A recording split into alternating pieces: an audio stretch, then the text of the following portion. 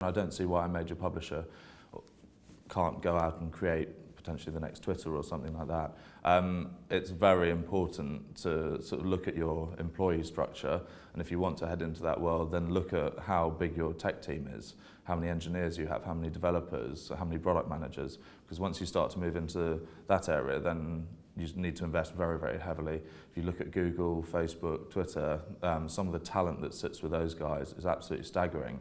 So how a traditional publisher can persuade some of that talent to move over might be more of a tricky thing actually than wanting to necessarily do it and allocating 50 or 100 million to go and create a product. For monetization, I think the crucial thing for businesses trying to head into a world that they're not necessarily particularly familiar with, like in terms of like maybe News Corp heading to sort of firewalls, paywalls, not firewalls, paywalls. That's, you've got to be flexible, you've got to look at your pricing. I think there's a lot of comment externally on these businesses going, oh, it can't work, I've got rough numbers on the back of a piece of paper, it can't work, when they don't necessarily know the costs of the content or cost of the production of that piece of product. But yeah, I mean, there's definitely light ahead. We've been able to prove that we've got 500,000 people willing to pay for music, and suddenly people thought, oh right, well that's actually quite an achievement. Be brave and take that leap and make that investment. Part two is then on our hiring policy. Just make sure you go and hire brilliant talent to be able to fulfill the vision that you have.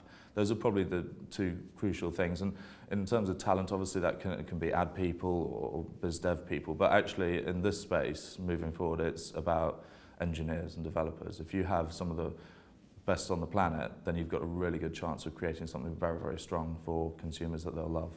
The stuff that we try and innovate, I mean, people got the original Spotify player and it was like, oh cool, that works, great, okay, there's a huge amount of work that went behind that. But if I take the next step to put it on a phone, to actually put that product, when you've got potential access to 8 million songs, to make that as slick as possible is a really, really hard thing to do.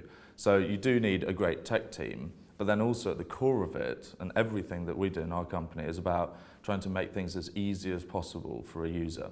So actually we go right back and look at the user and how they might interact with it. So the amount of time we spend actually looking at the simplicity of how you can make a product is insane. I think we spent 2 years before we launched building it. So it's not something that someone can suddenly do in 6 months, or it's less likely that you can. But also over time you give them more time to tweak the product as well to make it even better. So I think when it came to MP3 purchases on us, originally it was 15 clicks.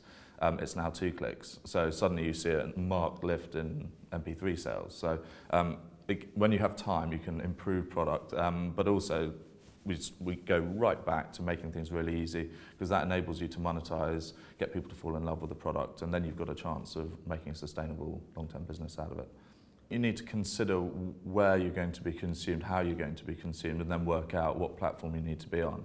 For example, with us, we want to be in any opportunity to listen to music. So does that mean in cars and devices? Now for us, how many devices are there? In terms of tablets, you've got the iPad, but I'm sure Samsung, LG are all going to come out with them. So actually, how much work does it take and how many employees do you need to actually build it onto each of those?